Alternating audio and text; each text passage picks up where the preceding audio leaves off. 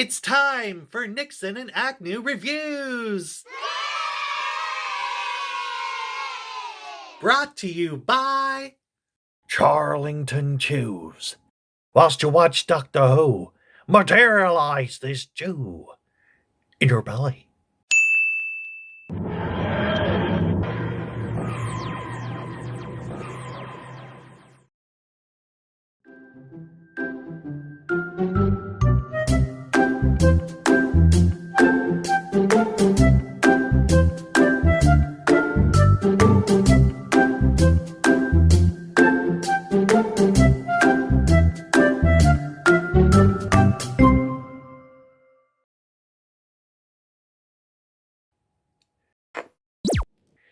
Oh my God, Agnew.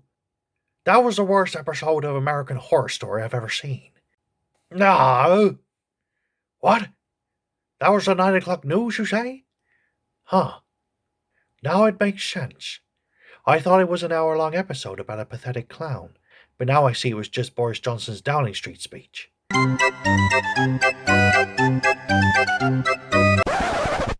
So what do you want to do next, Agnew? We could use my new expendable arms to play ping/pong. Arr! What? Those are your Asian pronouns? What the heck are you talking about? Arr! Oh, it's time for Doctor Who. What episode is it this week, Agnew? Arr! Flux Part 2, War of the SONTARANS, eh? I don't know what that means, but if it's about war, there must be blood. And if there's blood, that must mean there are hot busty nurses. And that, my friend, is right up my street. Fire it up, Agnew. 1 hour later. Well, there was a nurse, I guess. The phrase, careful what you wish for, kind of comes to mind right now. There you go. Mary Seacole, eh? Was that the hot blonde broad who was the queen of the nurses during the Crimean War? Or am I thinking of Mary Nightingale? What? That's a British news presenter? Oh, Florence Nightingale. I don't know, all these white women with a surname Nightingale all look the same to me. Anyway, apparently the doctor is gender fluid now. I don't know what that means, but I thought it was a doctor's job to mop up their patients' gender fluids. Or am I missing something? Look at this crash site. I can't believe after 2,000 plus years the doctor still can't land the TARDIS properly. I know women can't parallel park, but this shit never used to happen when she was a man. Except that time Matt Smith crashed in the backyard of a little Scottish girl, and when David Tennant crashed into like 5 council flats in the opening of the Christmas Invasion. What was the name of the place they crashed in anyway? Sevastopol, eh? Sounds like a buck cream brand. A sentient talking diamond. I wish I had one of those back when I was married to Patty. Would have given me 5 minutes of peace to take a dump without having to listen to her bang on about inane drivel.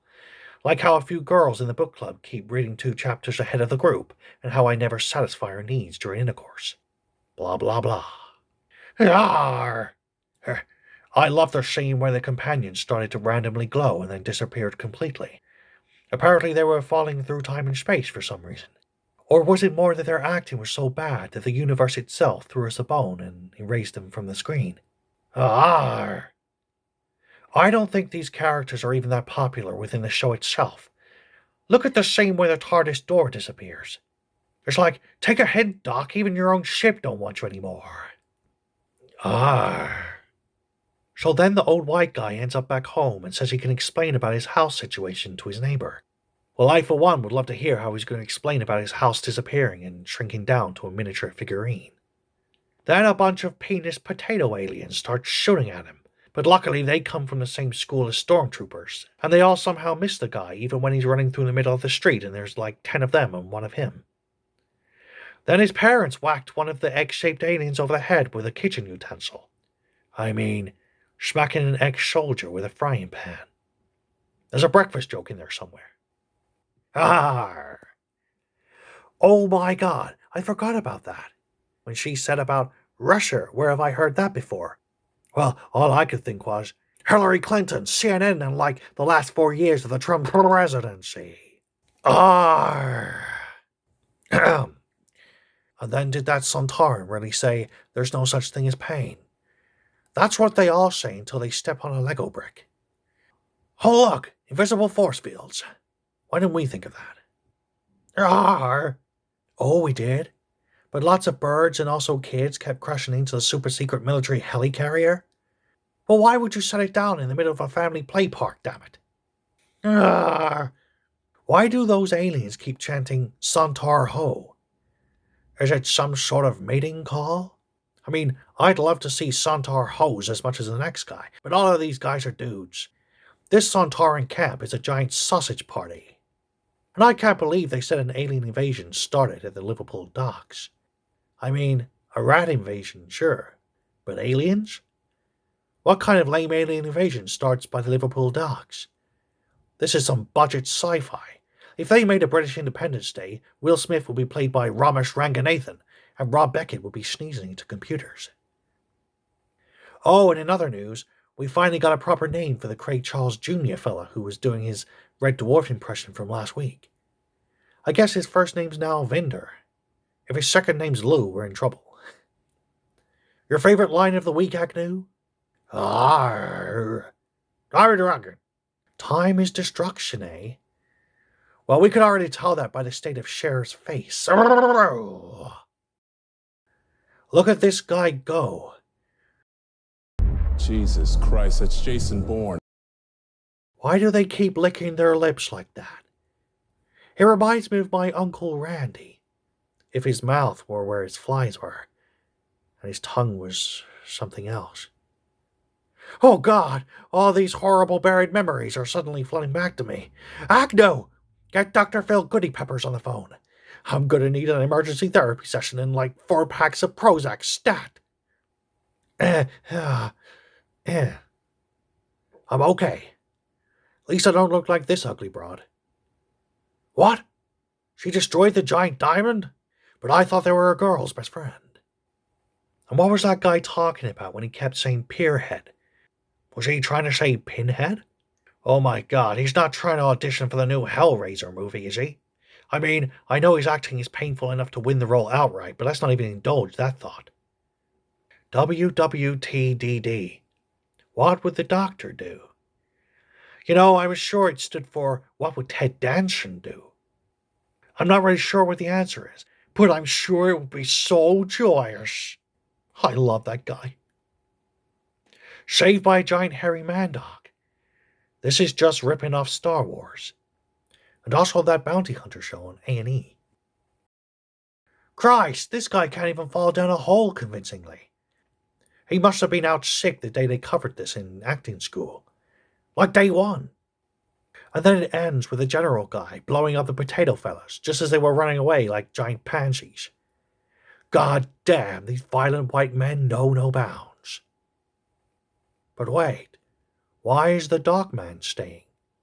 I thought it was his one job to protect the nondescript white guy with extra spittle. Surely going out into the wider universe is incredibly dangerous, and this is the exact situation which would require him to stick close by his side. So much for a species bond. But then I suppose dogs don't like getting wet, and this Scouse bloke likes to spray the first 3 rows, if you know what I mean. So you can't really blame him. My favourite line was when the doctor went into the TARDIS and said, "That should not be growing out of the floor." Ah, sweet nostalgia. Because that's exactly what the RA said when we moved out of our dorm in college.